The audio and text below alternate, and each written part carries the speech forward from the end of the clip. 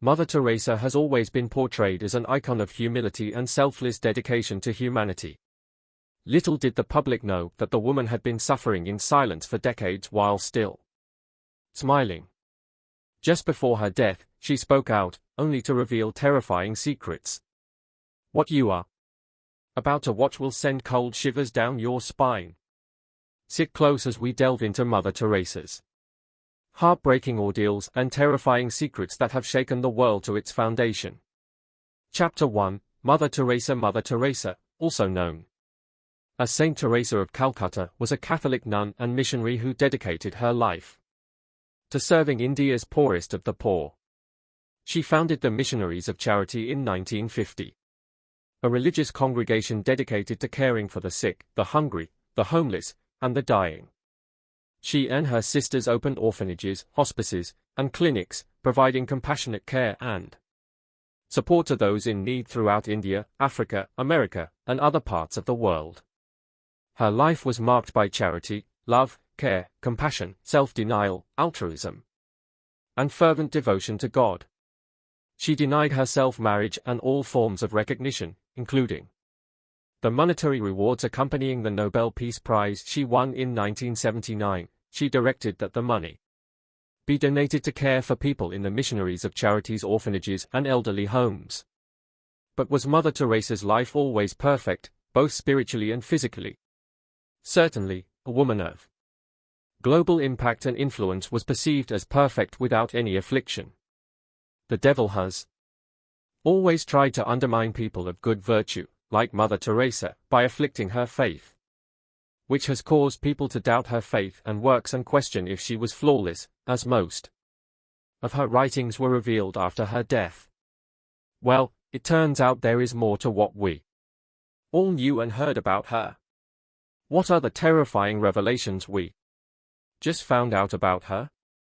Keep watching. Mother Teresa is one of the devoted saints of the past who experienced the dark night of the soul. The dark night of the soul is a spiritual hypothesis that refers to a period of severe inner struggle, doubt, and feelings of spiritual emptiness or separation from God. It is often associated with the Spanish mystic and poet Saint John of the Cross, who wrote about his own experiences of spiritual desolation in his poem, The Dark Night. Saint Francis of Assisi, the beloved saint known for his deep love of nature, simplicity, and devotion to God, is said to have experienced his own dark night of the soul.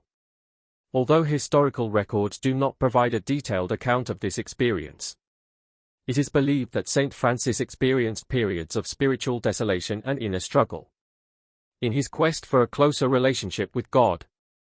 During these dark nights, Saint Francis may have felt abandoned, doubtful, or spiritually dry.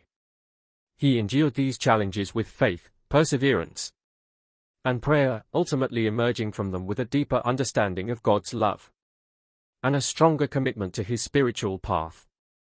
Well, will it be the same with Mother Teresa? Mother Teresa's dark night of the soul refers to a period of spiritual desolation she experienced, during which she felt an extreme sense of spiritual emptiness and doubt in her faith. This inner struggle lasted for decades, during which she continued her humanitarian work despite feeling disconnected from the presence of God. Her perseverance through this profound spiritual trial has made her an enduring symbol of faith and resilience. This period of Mother Teresa's life lasted for decades.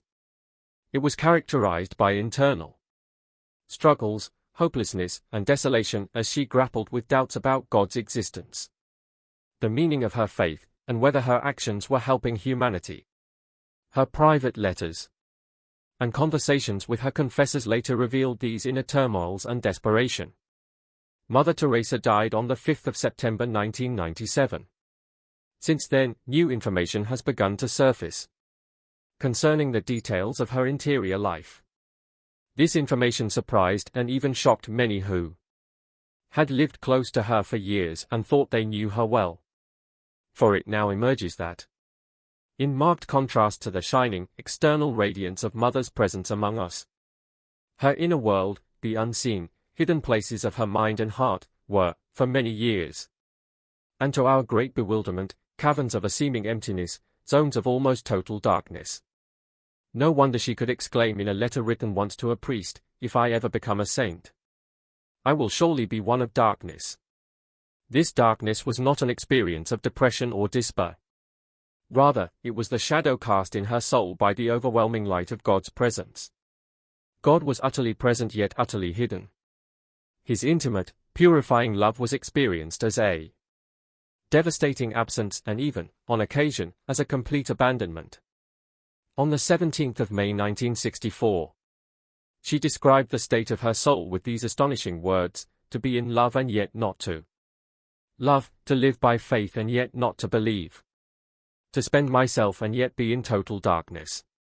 And again, some years earlier, on the 28th of February 1957, she wrote, "There is so much contradiction in my soul. Such deep longing for God, so deep that it is painful. Continual suffering, and yet not wanted by God, repulsed, empty, no faith, no love, no zeal. And heaven means nothing. It looks like an empty place yet, this torturing longing for God." Apart from the revelations concerning the night that Mother Teresa endured for so long, one other remarkable secret that has come to light since she died in 1997 is a secret that she tried for years to keep hidden with characteristic modesty. As well as being a woman of enormous practical kindness, Mother Teresa also received a series of mystical visions and expressions. She experienced these graces immediately, or almost immediately, before beginning her work in the slums for the poorest of the poor. Jesus asked her directly and most vividly to change her life utterly and requested that she establish a new religious society or community of nuns. "I want Indian nuns, missionaries of charity, who would be my fire of love amongst the poor, the sick, the dying and the little children." In 1946, Mother Teresa wrote, "In all my prayers and holy communions he is continually asking, 'Wilt thou refuse?'" Frightened at the thought of what was being asked of her and conscious of her littleness and weakness, Mother Teresa replied, "My own Jesus, what you ask is beyond me, I can hardly understand. Half of the things you want, I am unworthy, I am sinful, I am weak." But, by way of response to these words, at some point later in the interchange between them, she hears Jesus saying to her, "You are, I know, the most incapable person, weak and sinful, but just because you are that, I want to use you for my glory. Wilt thou refuse?" And again, "Fear not. It is I who am asking you to do this for me. Fear not, even if the whole world is against you, laughs at you. Your companions and superiors look down on you, fear not, it is I in you, with you, for you." Mother Teresa felt a profound sense of emptiness and loneliness during her darkest moments, even as she cared for the poor and sick in Calcutta. She described feeling like she was living in a state of darkness and that God was distant or absent from her life. Despite these struggles, Mother Teresa continued with her persistence, work, and relentless trust in God's plan. The reality of being chosen for this particular work, in this particular way, was a matter of continual astonishment to Mother Teresa. She remarked on 3 or 4 occasions, "In this age, more than in any other, God wants to use nothing." Nothing, I discovered, was a word she often liked to use. On another occasion, she declared, "Father Paul, when you discover your nothing, rejoice." Here, as much as the accent of joy, the note of liberation is speaking. What Mother Teresa means by being nothing is in no way connected to the cold imprisonment of self-mistrust or what is now low self-esteem. Mother Teresa says, "People are drawn to God when they see my strong faith."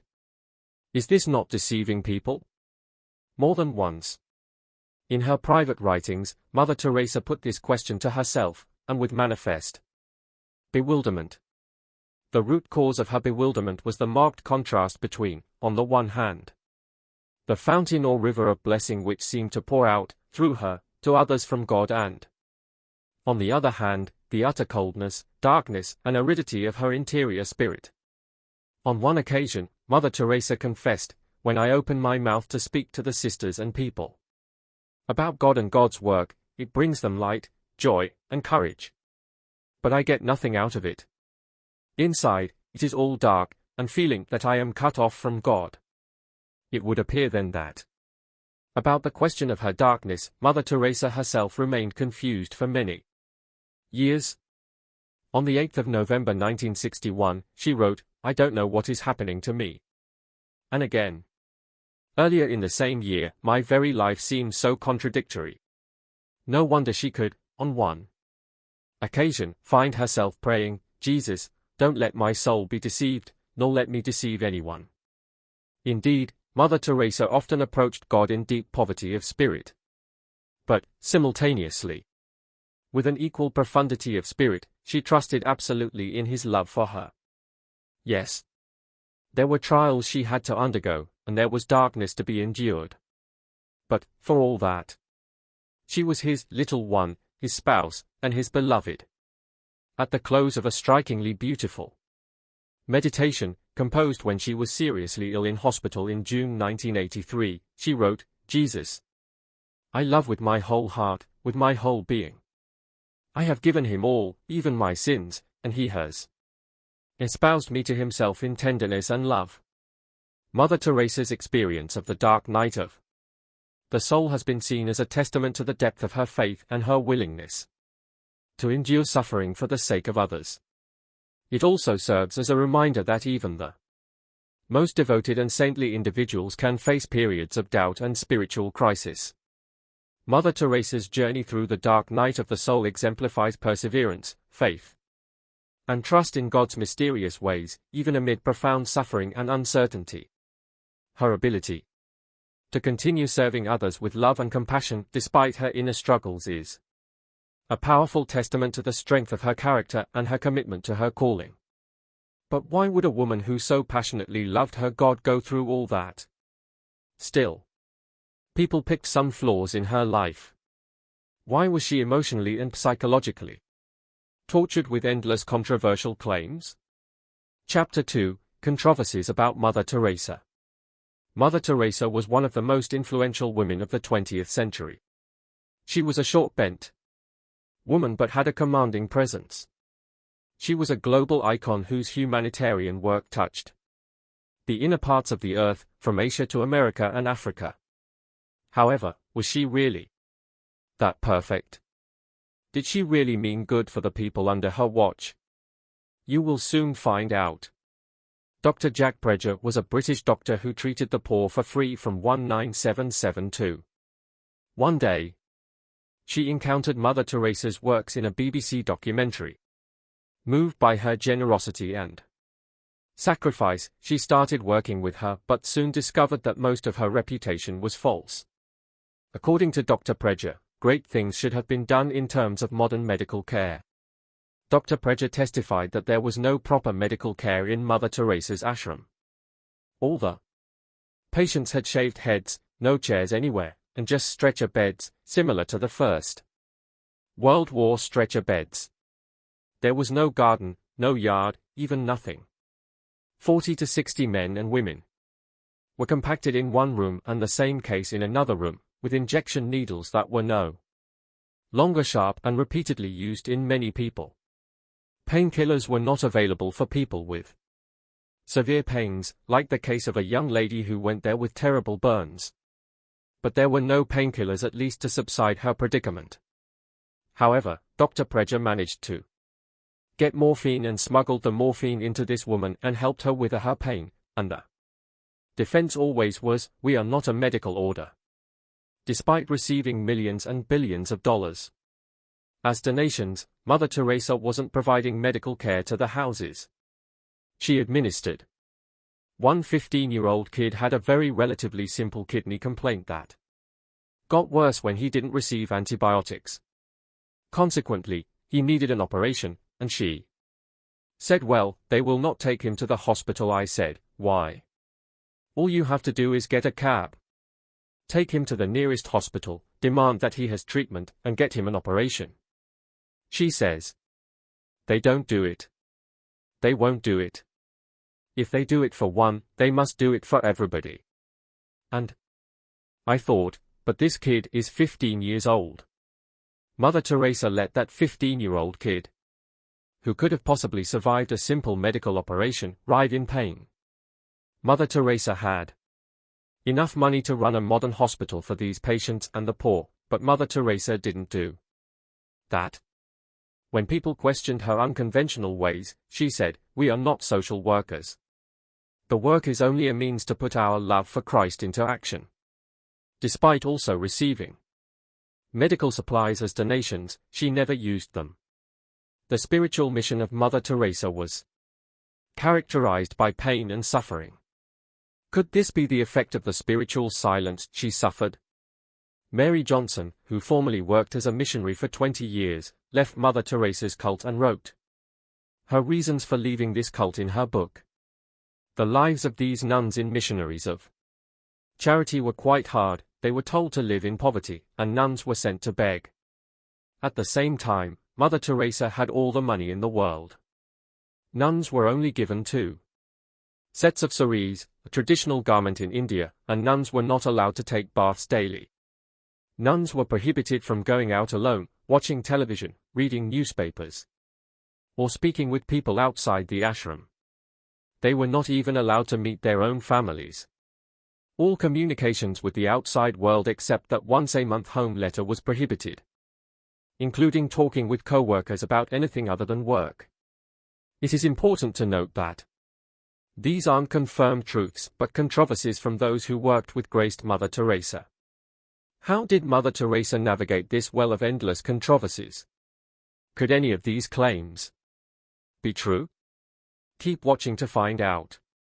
Chapter 3, Yes to God. As the years of darkness came and went, Mother Teresa slowly began to see them as something different from the dark night of the soul described by John of the Cross and experienced by Thérèse de Lisieux. She concluded that it was an essential part of her vocation as a missionary of charity. Even as a teenager in Skopje, Teresa longed to serve the poor. When she became a missionary nun, she spent her Sundays roaming the slums around the Loreto compound, bringing relief to the poor.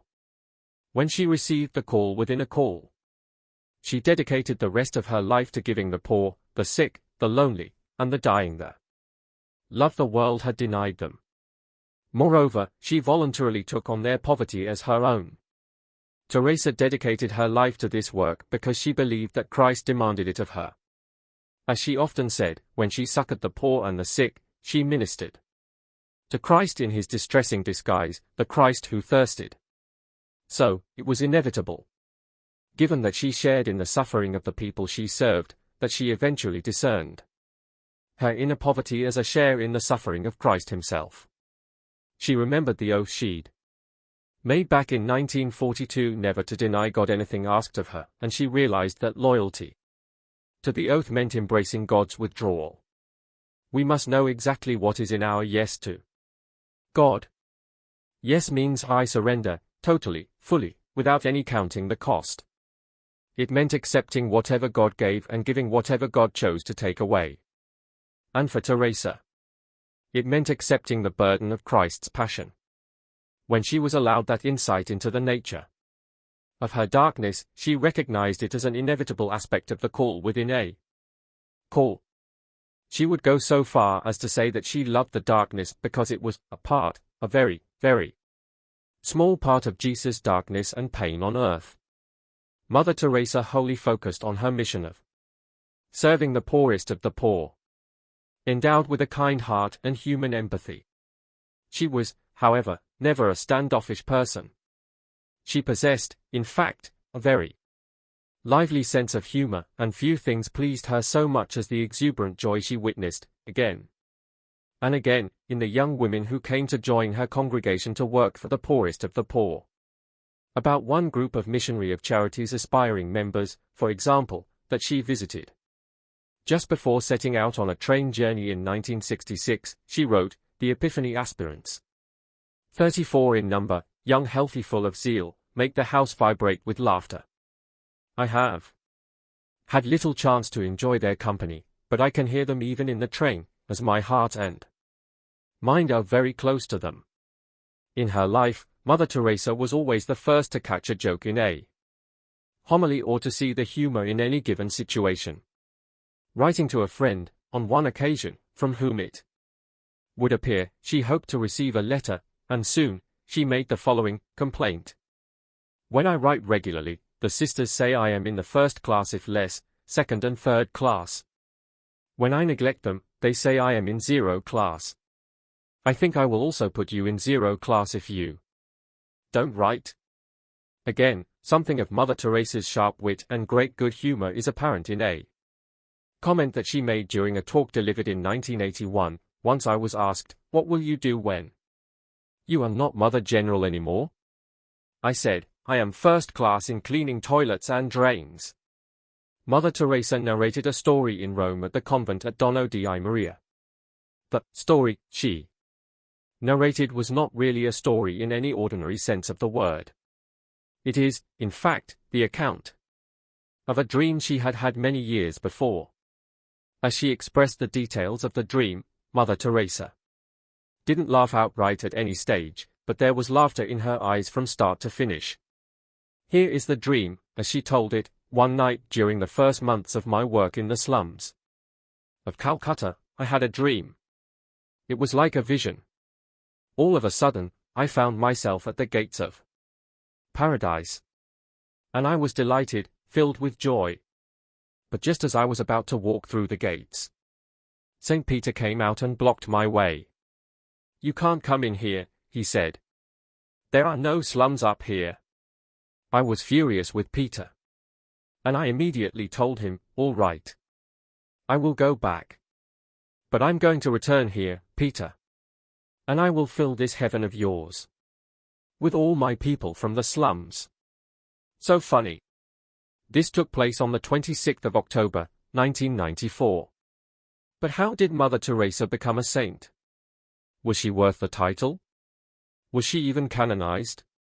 Chapter 4, Legacy of Mother Teresa. Mother Teresa's legacy is profound and enduring. She inspired countless individuals worldwide to follow in her footsteps and make a difference in the lives of those in need. One of her most significant contributions was her commitment to serving those marginalized and forgotten by society. She and her sisters ministered to people living in extreme poverty, providing food, shelter, medical care, and love to those abandoned or rejected. Mother Teresa believed that every person deserved dignity and respect regardless of their circumstances, and she worked tirelessly to alleviate their suffering. Mother Teresa's work extended beyond physical care to encompass spiritual nourishment. She believed that the greatest poverty in the world was not material deprivation, but spiritual emptiness and loneliness. Through her example of selfless service and compassion, Mother Teresa inspired others to cultivate a deeper sense of empathy and kindness towards their fellow human beings. She emphasized the importance of love, forgiveness, and humility in building a more compassionate and harmonious world. Mother Teresa's legacy also includes her advocacy for peace and justice on a global scale. As a Nobel Peace Prize laureate, she spoke out against war, violence, and injustice, calling for reconciliation and understanding among nations and religions. Mother Teresa believed that true peace could only be achieved through love and compassion, and she encouraged individuals to work together for the common good. In addition to her humanitarian work and advocacy efforts, Mother Teresa's legacy lives on through the Missionaries of Charity, which continues to serve the poor and needy in more than 130 countries worldwide. The organization runs homes for the sick, disabled, elderly, and homeless, as well as orphanages, schools, and soup kitchens. Mother Teresa's example has inspired countless individuals to volunteer their time and resources to help those in need, creating a ripple effect of kindness and generosity that transcends borders and cultures. Mother Teresa passed away on September 5, 1997. But her legacy is a beacon of hope and compassion in a world often plagued by suffering and division. Her life serves as a reminder that even the smallest acts of kindness can make a significant difference in the lives of others. Mother Teresa's legacy challenges us to look beyond ourselves and reach out to those most vulnerable and in need. Embodying the true spirit of service and love she exemplified throughout her life. Teresa's final years were ones in which poor health and physical suffering became her daily burden. Just a few months before her death, suffering from heart failure and pneumonia, she lay in a hospital bed, unable to speak because of the bronchial tube that had been inserted to help her breathe. She tried to communicate with her caretakers by writing on slips of paper but was too weak to do so. Finally, mustering all her strength, she could scrawl, "I want Jesus." Mass was celebrated in her hospital room, and she was able to take a small amount of the consecrated wine. But given her decades of living without a sense of Christ's presence, it's not too much to conclude that she also meant she wanted the darkness of God's withdrawal to end. She'd spent over 50 years reliving Christ's passion. If it was God's will that she suffered, so be it. But she longed for it to end. In 1962, in the second decade of her sense of abandonment, Teresa wrote something that anticipated her later understanding of her vocation. To suffer the passion of Christ, if I ever become a saint, I will surely be one of darkness. I will continually be absent from heaven, to light the light of those in darkness on earth.